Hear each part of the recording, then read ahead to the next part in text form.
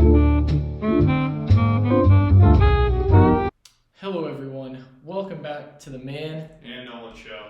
We got a lot going on this week and we can't wait to talk about it with you. So we'll start out with Thursday Night Football. Connor, we saw the Jets and the Colts play, and I'm going to tell you, 45-30, Colts win.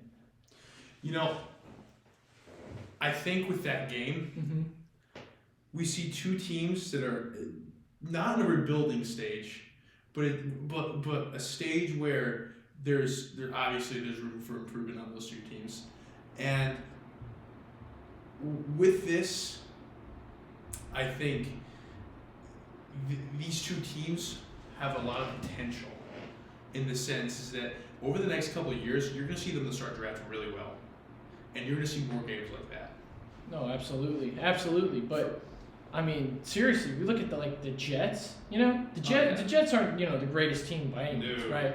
But they're in that rebuilding stage. You said they got a new head coach. Yeah. They drafted number 2 overall, so they got Zach Wilson out of BYU as the quarterback of the future, potentially their franchise quarterback. Yeah. And Zach Wilson's nursing a sprained knee injury, and we saw Josh Johnson. I don't know if you know much about Josh Johnson, but he's a journeyman quarterback. He's been on 8 different NFL teams. Yeah. And he's been cut a bunch of times. Yeah. And we saw Mike White. Yeah. So Mike White last week threw for a ridiculous 400 passing yards, became the second person in NFL history to throw for that many yards, I think, in his NFL debut. Yeah. Right. So throws for that many yards, has 3 touchdowns, has a great day. Starts off this week, throws for a touchdown on his opening drive to Elijah Moore, and he hurts his right forearm. Yeah. So you enter Josh Johnson, right? Josh Johnson, his stat line for this week, 3 touchdowns, 1 interception, and he had about 470 passing yards. Yeah. Some ridiculous number, right? If you're the Jets, it's hard to say Zach Wilson to come back and just insert him into the starting lineup. Yeah. You had Mike White and Josh Johnson, who, they're not starting quarterbacks in the NFL right now, but they have the potential to be. They have the potential to be, right? But, they just went and put up starting quarterback numbers. Yeah. Back-to-back weeks. So, for them to do that, though, yeah. You know what I mean? For them to do that, they just made their case for that, Zach Wilson to come back and say, oh, we need to think about this now. Yeah. You know what I mean? So, although the Jets, although the Jets lost, the Jets actually, I think, they had a very, very good day. Oh, yeah. I couldn't agree more. Because the problem with that quarterback situation, though, is that just sporadic. Oh, yeah. Oh, yeah. Because everybody has a good day. Yeah. Everybody. So we look at this situation and you can go like this. You can do a rotating schedule. I say give Zach Wilson another chance. Yeah, absolutely. Young quarterback, just getting off this injury. I think that let him prove himself a little bit. Yeah. If it does not come to fruition, Josh Johnson. Oh yeah. Give him a chance as well. Because quarterbacks like that who have But you can't forget about Mike White. And you can't forget about Mike White. But quarterbacks who have gone around, they know different offenses, they know different defenses. They know how to work with other coaches. Oh yeah, absolutely. Yeah. So they have the opportunity for that wiggle room. It's kind of like, in a sense, there's always those success stories. Yeah. Where, they start Josh Johnson or Mike White, and all of a sudden they're like, oh, hey, by the way, we're going to have 1 or 2 winning seasons, and then we're going to drop off the ball again. Oh, yeah, absolutely. Because in those situations, people forget how to draft, in my opinion. Yeah. They're not thinking about the future. They're thinking, here now. Yeah. We're having a winning season. Yay, we're in the playoffs. But what are you thinking about the future? And I think the more reps you give Zach Wilson, if you let him prove himself, and if he comes to stink, he stinks. Yeah, absolutely. Yeah. But I think that it's only fair to give him the opportunity to come back and prove himself. And as I said, they're in this rebuilding stage, and they're in this. Both teams are in this kind of limbo in a sense. Not rebuilding stage so much with the Colts, but it's more of a limbo with both teams, and they both want winning seasons. No, they do, absolutely. But they want these winning seasons, and they want to. The thing is that with the proper choices, right? You get someone like Josh Johnson, you get someone like Mike White that teach someone like Zach Wilson how to play football in the NFL. I think that you have a future built up right there. Yeah, and that's very true.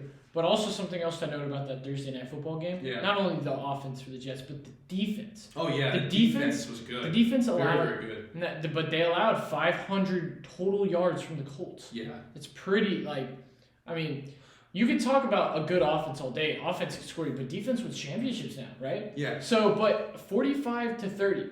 Now, let me tell you something else, Connor. So that's what, a 2-3 possession ball game, maybe, right? The Jets had two turnovers. Colts had nothing, Whoever has more turnovers is more likely to lose the game, right? Yeah, of course. So Josh Johnson throws an interception, and then they also lost a fumble. I think off of Michael Carter. I could be wrong. The running back. But they had 2 turnovers, right? Yeah. Say they don't have those 2 turnovers, play a little bit better bit of defense, Jets win that game. Oh yeah. The Colts now, they had Jonathan Taylor ran for 160 yards. He had an insane game as a running back. They ran for almost, I think, a combined 200 total rushing yards, 280 rushing yards. And you know how many the Jets had? Jets had like 88 rushing yards. Mm-hmm. They had some ridiculous. It was like so one-sided. The Jets, stopped that running game. Maybe stop that pass game a little more. They win that ball game easily. Mm-hmm. Colts, hats off to them. Carson Wentz, great day. Oh, Carson Wentz, Jonathan Taylor had a great day. Great day. My problem is that where I think, because I thought that this was a decent performance by the Jets defense. Yeah. But it wasn't what we've seen, I think. Couple weeks. Exactly. So that's because the thing is that because when you have a running back and a quarterback putting up points, that's a problem with both offensive and that's a problem with defensive line and your secondary. Absolutely. So all around. I mean, the Jets just had a few. They lost. They lost their starting safety, Marcus May, to an Achilles injury. Yeah, which and those are this injury. He's the leader on their defense. You have to rest that injury. Absolutely. So and I think that the Jets are a young team at this point. So I think that you can say that if they're going to give good performances, then I'm excited to watch the Jets for the next couple of years. Absolutely. So to wrap up Thursday Night Football, very solid game, but it's good to see these young teams keep going. Showing potential. And I'm glad to see Carson Wentz get some time to shine. Absolutely. That was good to see him, kind of keep the ball rolling. He's had an underrated season. It's been good to see him kind of keep going with Frank Reich there in Indy. So I think him and Frank Reich make a good team. Absolutely. Frank Reich used to be the quarterbacks coach on the Eagles. Yep. When they went to the Super Bowl that 1 year, and it's good to see them go. So, anyways, but now let's move on. OBJ, Odell Beckham Jr. parting ways with the Browns. What do you think about this, Connor? It was a good move on the side of the Browns. I'm part of the Browns, in my personal opinion. When OBJ went to Cleveland, everybody was so excited. Well, yeah, because you had OBJ, you had Nick Chubb at running back, and you have Baker Mayfield at quarterback, and that was fun to watch. To me, in my mind, that goes back to the '90s Cowboys with Emmitt Smith, Troy Aikman, and Michael Irvin. That's true. You know what I mean? So that's what I thought of. That's a great combination right there. It didn't come to fruition like I thought it would. No. It did not come to fruition like I thought it would. I'm surprised OBJ didn't put on the performance like we thought. But see, if you look at it, Odell Beckham in the past seasons with the Browns, right? Yeah.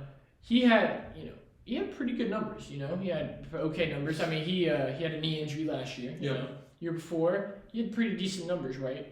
But, Odell went from being the number one receiver on the Giants, he was the guy, where he had his like claim to fame almost, right? Yeah. To going to the Browns. The Browns, they already had Jarvis Landry. Yeah. So he had to become like second fiddle to Jarvis Landry. And, when I first saw that trade and I saw Odell going there, my first thought was, he's going to be unhappy. Yeah. Odell Beckham is a number one receiver. He plays like a number one receiver. Yeah. And I got to say, like, when you have Jarvis Landry there as well, it's hard to feed both guys. It's hard. I mean, Nick Chubb, Jarvis Landry, Odell, Donovan Peoples-Jones, who they had Rashad Higgins. They had a lot of guys, a lot of weapons. David Njoku, their tight end. They had a lot of guys. That's a lot of mouths to feed. Yeah. Kareem Hunt, another guy running back. Yeah. That's just a lot of guys, to feed. And Odell just, you just can't feed all the mouths at once, right? Yeah. I mean, what I saw from this season, right? When people are covering Odell, you can just fire to Jarvis Landry. Yeah. But when Jarvis Landry's covered, you fire to Odell. Yeah. So I think that from that aspect, the Browns didn't want to part ways with Odell. Odell wanted to part ways with the Browns. Yeah. I mean, his stat line through like 6 or 7 games was like 8 catches for less than 300 yards. I mean, the man is just unhappy. He was just unhappy. His father went on to Instagram and played this highlight reel, this YouTube video of like Odell Beckham being open, like every single time. Yeah. And it's hard, it's frustrating, right? But also I think the Browns, even Kevin Stefanski, their head coach, he at a press conference after one of their games said, "Hey, we're gonna start, putting Odell, more into the game plan." And when you hear that as a player, you're kind of more, that like a vote of confidence almost, And so that we trust you to perform. Absolutely. And so ESPN reported that, the locker room was split. That the Browns, there was one side that was back in Baker Mayfield that was like, dude, you need to just relax, stay with us. There was another side that was like, free Odell, get Odell out of here. Yeah. Right? Or, find some other use for him, right? Yeah. And it split, split locker rooms, and then he got excused before practice last week. Yeah. And, it's, past the trade deadline. So you have a lot of decisions, especially on a team that's kind of in the hunt, Their season's not really decided yet. No. So, Odell is projected to clear waivers tomorrow. Mm-hmm. Tomorrow's Monday at the time of this recording. Today's Sunday. So, he's going to go through waivers, and according to ESPN, he wants to join a postseason contender for the rest of the season. Yeah. Right? That postseason contender means... I mean, why would you not? Especially at the level Odell is at. Yeah, but, I mean, again, so the Browns agreed to pay some portion amount of money for his last 2 years on his contract. Mm-hmm. So a team who gets Odell only has to pay like $7.5 million or something like that. Yeah. Like half of basically half his salary. Not a lot of money. So if you're a postseason contender who gets Odell, I don't know. That could go 2 different ways. I just don't think Odell, he has an attitude problem. He does. He is a diva. Yeah. He's a diva. That's my problem with him. But see, he also gives you that potential of, man, I can have a great wide receiver, Yeah. Great wide receiver, But if you're a postseason team with already a lot of good, wide receivers, what are you gonna do? Stick him as your 3rd receiver, 4th receiver? Yeah. He's gonna become unhappy and do the same thing he did with the Browns, probably. Yeah. You just don't know. But it'll be very interesting to see who picks him up, where he goes, and what happens. Mm-hmm. So we'll see what happens. I agree. I think with the whole situation in itself, Odell, as you said, is a bit of a diva. Yeah. I mean, not just a bit, he is. And recently, and because you're sticking him at these positions, he hasn't been getting the potential that he has. Yeah. I mean, do I think he's the best receiver I've ever seen? No. But I mean, come on. I mean, he's a good football player. He's a very good football player, and he knows the game. Yeah. So it comes down to, are you going to use him? And he wasn't. It's like, it's kind of similar. For some reason, I keep on thinking of like Tom Brady when he left the Pats, because he didn't feel like he was getting the respect he deserved with the contracts. So it's a little bit different, but in the sense is that Odell feels like he wasn't being used properly, you know, and that happens throughout the NFL. And do I think he's being used properly? No. He was getting open. And you just watch him, he's getting open. Yeah. Turn on the tape. Exactly. It's what you want to do. It's who's in the helmet telling Baker to throw to. Oh yeah. You know? Absolutely. But Baker's got to make that decision. Exactly. He's the quarterback. He's the leader. He's supposed to be leader of that offense. Exactly. And you know, he's got to make those decisions ultimately. But when you have guys like Jarvis Landry, Kareem Hunt, again, and some plays going back to the whole, there's lots of mouths to feed. Yeah, and some plays are meant specifically for certain players. Absolutely. But, you know, we'll see how the Browns do the rest of the season. Yeah. You know? I'm excited to watch the Browns for the rest of the season. Absolutely. And we're excited to see, you know, where Odell goes once he clears waivers tomorrow. Yeah. And, you know, it'll definitely be interesting. Maybe we'll talk about it next week. You know? So, anyways, moving on. So today, Sunday, we saw a lot of games. We saw a lot of upsets. A lot of upsets. I mean, all right, first of all, I just want to talk about, these are good teams. Three teams that are playoff teams got beat today. Yeah. So I mean, just to go on about it, the Bills got beat by the Jags, the Cowboys got beat by the Broncos, and the Green Bay got beat by the Chiefs. Yeah. And here's my problem with the Chiefs in the Green Bay game. The Chiefs should be good. They're 4-4. They're 5-4 now. Well, now they're 5. But they should be good. There's no reason. It's more their offensive line, I think, is more or less a problem. From what I've collected, from what I've heard, what I've seen, I think it's their offense, and not even their offensive lines. It's their offensive line. I mean, just it's their offensive line. That's as simple as I can say it, in my opinion. It also comes down to some of these teams I just feel like didn't show up to play. I mean, the Bills are a playoff contending team. They could win the AFC Championship and go on to the Super Bowl. We don't know. I kind of hope to see that happen. But the problem is that did the Bills show up to play today? Did the Cowboys show up to play against the Broncos? Oh, the Cowboys. Oh, we're hot stuff now. You know what I mean? Oh, you know, the Braves won the World Series, and all of a sudden we're going to go win a Super Bowl now, like it's 1995. Guys, play football. Play football. Absolutely. So show up to play the game. Never underestimate who you're playing. I do not care. Yeah. It's and I said these are three very good teams.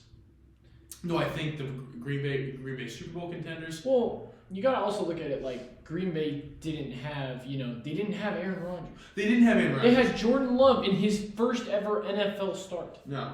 That, in a game that was like meaningful, But the problem is that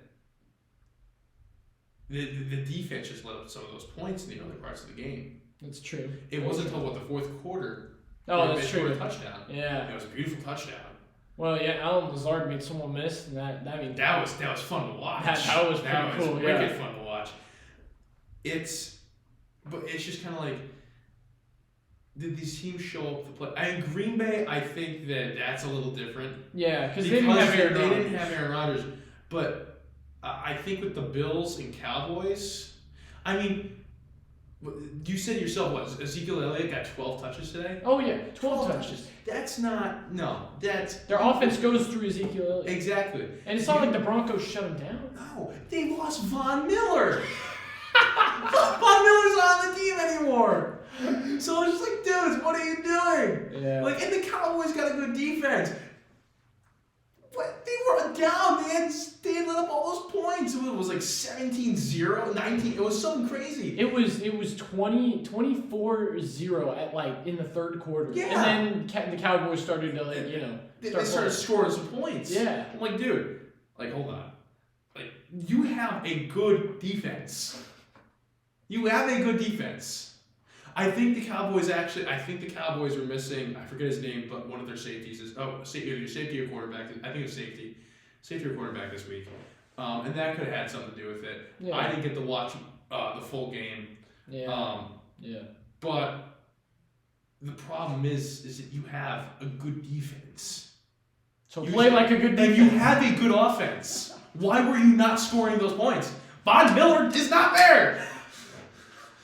Like, dude, you have Dak, if you expect to get paid $40 million and Von Miller isn't on the other side of that defense, on the other side of that line of scrimmage, put up the points, man. And when you have Tony Pollard, you have Ezekiel Elliott, you have that wide receiver core. You have Amari Cooper. You have that wide receiver core that they do. 54 targets, no drops this season. Throw it up to Amari Cooper. Throw it up to him. Just do it. What are you doing? It's just so frustrating. It is, yeah. But, it's the team who comes most prepared to play today. Look at the Jags. The Jags defense came to play today, and Josh Allen had no prayer, no answer. He had nothing. Josh Allen got beat by Josh Allen, man. I saw that. That was pretty funny. Yeah. It's these teams. I mean, just look at the Pats, right? Pats aren't great. They're not bad. They're good. Mac Jones is like, okay, I'm taking this and doing something with it. Yeah. You know, I mean, it was JC and the Pats defense to taking something and trying to do something with it. Yeah. I mean, JC Jackson, he intercepted the football and he ran for an 88-yard touchdown. It was a pick six. Yeah, I was watching part of that game today and I saw that like the Panthers. So Stephon Gilmore's on the Panthers. Yeah. The Pats let him go and stuff, and he picked off Mac Jones, and I was like, man, the Panthers might actually have a good day today, and then the Patriots defense just flipped the switch, and that's the rest of the game. Well, and that's the thing. The Pats want to be respected still. Yeah. They want to prove that all because Tommy's gone, all because Edelman's gone, all because Gronk's gone. Belichick wants to prove that. And Belichick wants to prove that. Yeah. And the thing is that if he becomes a player's coach, which I think in the sense, and you hear mixed things from everybody, I think that he's all business. You know, he's kind of like those old-fashioned coaches, Tom Landry. My way or the highway. Yeah. You know, it's we have a system here, and it's my system. And sometimes systems work really well. Sometimes systems need to change. Yeah. And I think that Bill Belichick's saying that, and maybe Bill Belichick's willing to say, my system's going to change on Mac Jones. It's going to change on this defense. Because Bill Belichick was a defensive coordinator for the Giants, and he knows defense very well. And that helps you form a good offense. And their defense came to play. So I'm excited to see what the Pats have to do for the rest of the year. Absolutely. Yeah. The Panthers, they were riding high. Yeah. Earlier this season, and then I want to say it was that game against the Saints. Mm-hmm. Sam Darnold did not look like Sam Darnold. No. And he didn't look like the Sam Darnold he was in the first 3 weeks, 4 weeks of the season. Yeah. Well, because Sam Darnold was playing well. Yeah, and then then he looked like the Sam Darnold we all know from the Jets. Yeah. The Jets and Adam Gase's offense. But if they're, again, Panthers rookie head coach.